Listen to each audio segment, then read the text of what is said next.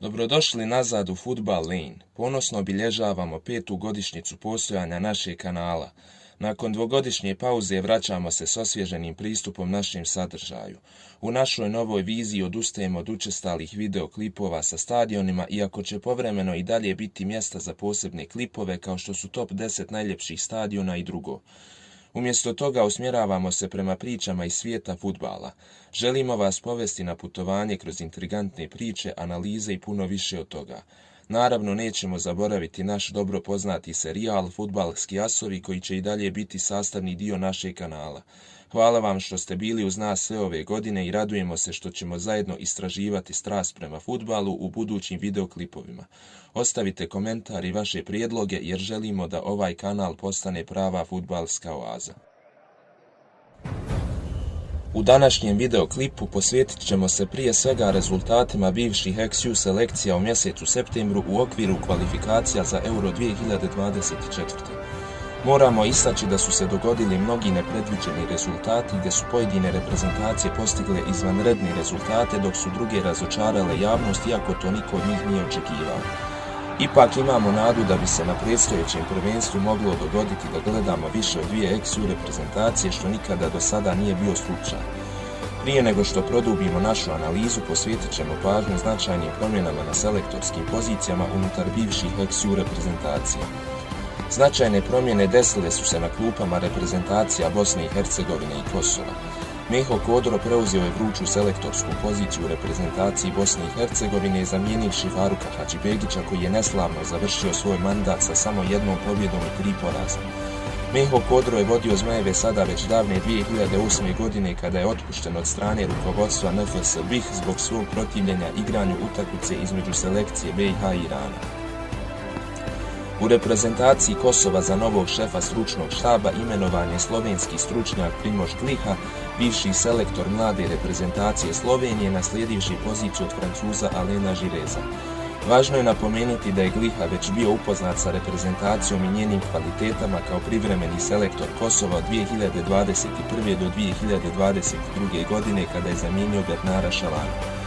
Ono što je posebno zanimljivo je to da je u periodu između 1987. i 1988. godine Gliha služio vojni rok u bazi Slatina na Kosovu unutar JNA, što može biti jedan od faktora koji su ga motivisali da preuzme reprezentaciju Kosova. Nakon kratkog osvrta na promjene na selektorskim pozicijama usmjereni smo na dublju analizu kvalifikacija za Euro 2024. Ostanite sa nama u narednih nekoliko minuta.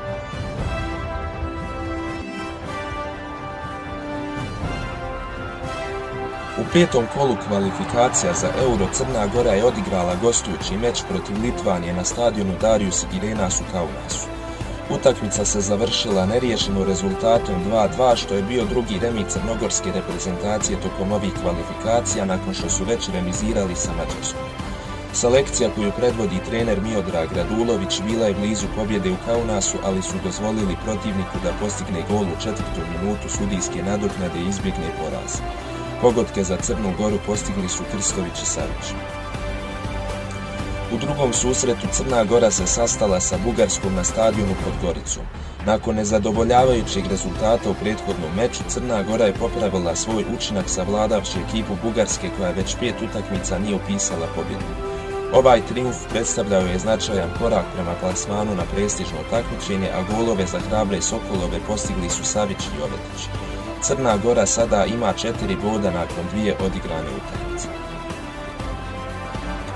I dok je Crna Gora uspjela izbjeći poraze u 2 utakmice, Srbija je već u prvom meču doživjela neuspjeh na stadionu Rajko Mitić protiv Mađarske. Ne samo da su izgubili 2:1 pred svojim navijačima, već nisu postigli niti jedan gol, budući da je prvi gol za Srbiju djelo Šalajija koji je postigao autogol za Mađarsku. Međutim, Orlovi su se iskupili za ovaj poraz pobjedom protiv Litvanije na već spomenutom stadionu u Kaunasu gdje su nadigrali domaću selekciju rezultatom 3:1. Ova utakmica je bila prilika za popularnog Mitrogola da postigne još jedan hat-trick za svoju reprezentaciju. Srbija je nakon 2 odigrana meča upisala 3 boda. Poraz od Mađarske definitivno stavlja Srbiju u nezavidan položaj jer su se hrabri Sokolovi približili na samo 2 boda zaostatka. Odlučujući trenutak u ovoj grupi očekuje se u narednom susretu kada Crna Gora bude gostovala kod Srbije u Beogradu. Taj duel će biti ključan za odlučivanje drugoplasiranog tima u ovoj grupi.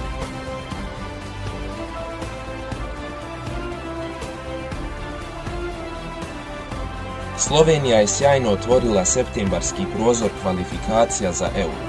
Reprezentacija Slovenije djeluje kao preporođena pod vodstvom trenera Matijaža Keka, koji je uspješno posložio kockice u reprezentaciji. U 5. kolu pred prepunim stadionom Stožice Slovenija je postigla čak 4 gola i pobijedila Sjevernu Irsku. Utakmica je bila izuzetno efikasna sa ukupno 6 golova, a Šporar sa 2 gola i Šeško su se istakli kao strijelci, dok je Johnny Evans postigao autogol za ekipu sa otoka Irske. Slovenija je također upisala pobjedu nad fenjerašem San Marinom sa 4 gola na stadionu Seravala.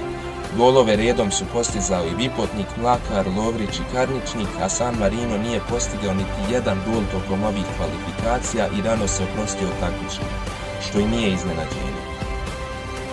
Na tabeli Slovenija trenutno drži prvu poziciju ispred Danske, Finske i Kazahstana, a ova 4 tima će se boriti za prva 2 mjesta koja garantuju direktan plasman na prvenstvo starog kontinenta.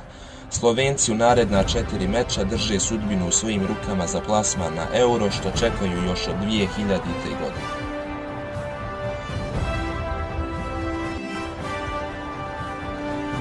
I sada već dolazimo do glavne goruće teme ovih kvalifikacija, a to je reprezentacija Bosne i Hercegovine kojoj ćemo posvetiti posebnu pažnju. Iako su Zmajevi smješteni u relativno lakšu grupu kvalifikacija za Euro, u posljednjih 5 mečeva su razočarali sve navijače u Bosni i Hercegovini. Osim 4 poraza u ovim kvalifikacijama, reprezentacija Bosne i Hercegovine se suočava sa vrlo slabom gol razlikom koja iznosi 5-9. Samo 4 gola su djelo reprezentativaca Bosne i Hercegovine, 2 gola Radeta Krunića i po 1 gol Edina Džeke i Amara Dedića. Faruk Hadžibegić nije ispunio očekivanja i zadatke koje su mu zadali čelnici Nogometnog saveza Bosne i Hercegovine, pa je poziciju, kao što je već spomenuto, preuzeo 56-godišnji Mostarac Meho Kodro, koji ruku na srce nije ostvario zapažene rezultate u klubovima koje je vodio. Nada ipak postoji, uzevši u obzir da i Andrij Ševčenko i Ryan Giggs, koji nikada prije nisu vodili neki tim, su ostvarili zapažene uspjehe sa reprezentacijom Ukrajine, odnosno Velsa. Pred mečeve kvalifikacija veliku prašinu digla je vijest da će Anel Ahmedhođić odsustvovati zbog navodne povrede koljena, što se kasnije ispostavilo kao netačno s obzirom da se vratio treninzima Sheffield Uniteda. Očigledno postoji neka nerazjašnjena situacija između saveza i igrača reprezentacije, što i nije transparentno predočeno javnosti. No ipak vratimo se rezultatima u septembarskom dijelu kvalifikacija za Euro.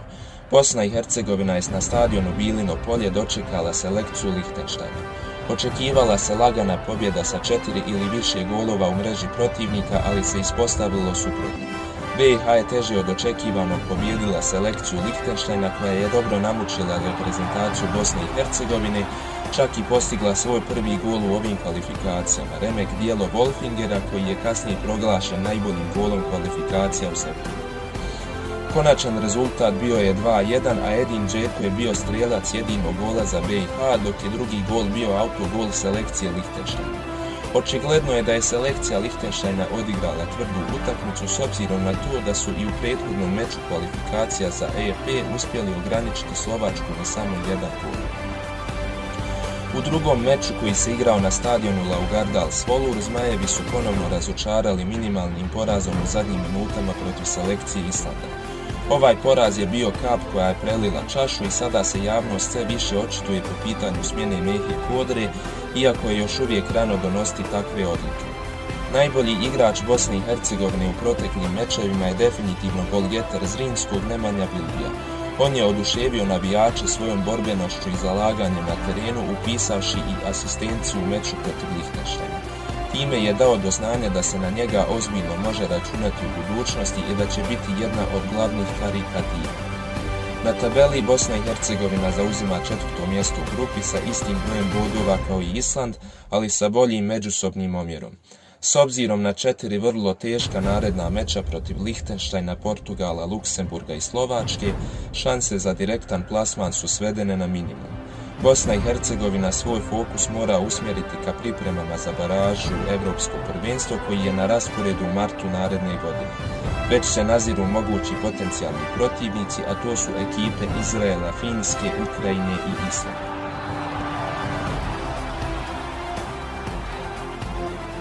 Hrvatska je nakon dvomeča pauze koju je iskoristila za nastup u Ligi nacija gdje je osvojila srebrnu medalju nakon poraza od Španije, odigrala 2 meča protiv relativno slabijih protivnika Latvije i Armenije.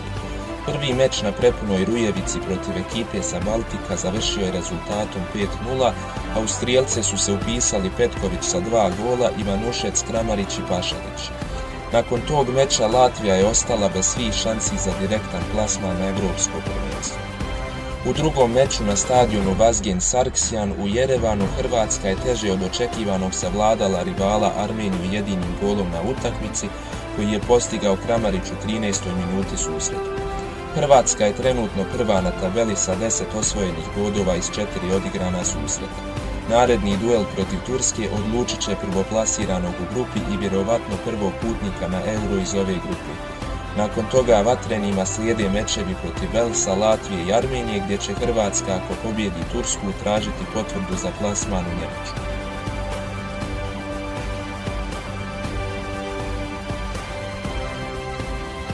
Što se tiče reprezentacije Kosova, i ona je poput reprezentacije Bosne i Hercegovine suočena s veoma lošim rezultatima u kvalifikacijama za Evropsko prvenstvo. Popularni Dardanati u grupi sa Švicarskom, Rumunijom, Izraelom, Bjelorusijom i Andorom upisali su 0 pobjeda i čak 4 remija u prvih 5 susreta uz 2 poraza protiv Bjelorusije i Rumunije. Ekipu je, kao što je već rečeno, napustio Alen Žirez, pa je na njegovo mjesto došao Slovenac Primož Gliha. Kosovo je pod njegovim vodstvom osvojilo zlata vrijedan bod u Prištini protiv švicarske reprezentacije nakon što su se 2 put vraćali u meč. Heroj utakmice koja je završena rezultatom 2:2 bio je Vedat Murići koji je golom u posljednjoj sekundi utakmice donio 1 bod svojoj reprezentaciji. Drugi meč u Bukureštu reprezentacija Kosova izgubila je rezultatom 2:0. Ono što je definitivno poremetilo reprezentaciju Kosova u ovoj utakmici je drugi žuti karton najboljeg kosovskog fudbalera Vedata Murićija u 42. minuti utakmice.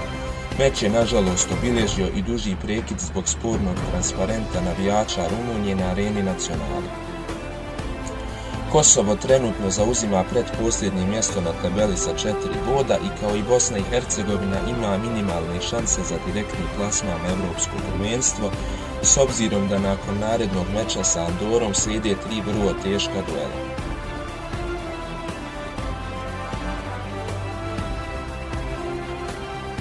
I na kraju dolazimo do reprezentacije Sjeverne Makedonije koja je solidno odradila septembarski dio kvalifikacija za Euro 2024.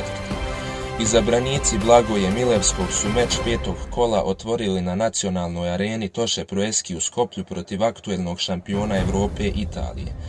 Iako je Sjeverna Makedonija gubila od početka drugog poluvremena sa 1:0, uspjeli su se vratiti fenomenalnim golom Bardija iz slobodnog udarca u 81. minutu. Drugi meč koji je odigran na stadionu Takali na Malti, Makedonija je rutinski završila sa 2 gola u mreži protivnika. Pogodke za risove postigli su Elmas i Vana. Sjeverna Makedonija nakon 5 odigranih susreta ima 7 bodova koliko i Ukrajina i Italija, pri čemu Italija ima meč manje. Ova 3 tima će voditi žestoku borbu za direktan plasman na Evropsko prvenstvo naredne godine. Top strijelac među svim reprezentacijama bivše Jugoslavije nakon ovog septembarskog kvalifikacijskog prozora je Aleksandar Mitrović iz Srbije sa 3 gola, sva 3 postignuta protiv Litvanije u Kaunasu. Slijede ga Stefan Savić iz Crne Gore, Andraž Šporar iz Slovenije, Bruno Petković i Andrej Kramarić iz Hrvatske te Vedat Murić iz Kosova koji su postigli po 2 gola. Po 1 gol postigli su igrači Stevan Jovetić i Nikola Krstović iz Crne Gore, Žan Karničnik, Sandi Lovrić, Jan Mlakar, Benjamin Šeško i Žan Vipopin za Sloveniju, Edin Džeko za Bosnu i Hercegovinu, Luka Ivanušec i Mario Pašalić iz Hrvatske, te u Sjevernoj Makedoniji Enis Vardi, Elif Elmas i Jovan Mane. Najbolje rangirana selekcija u septembru je ekipa Slovenije koja ima 13 bodova iz 6 utakmica i gol razlikom +7.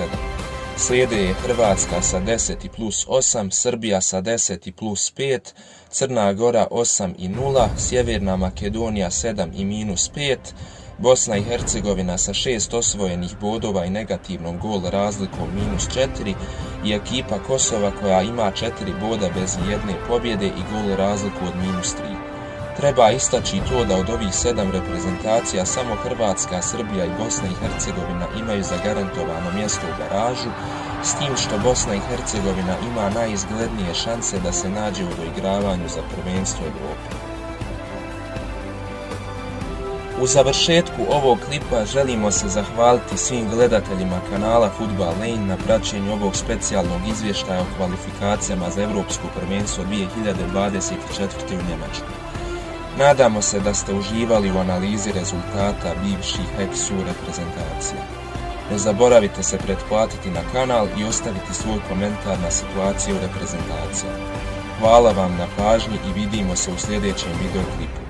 Pozdrav i ostanite uz Fudbal Lane.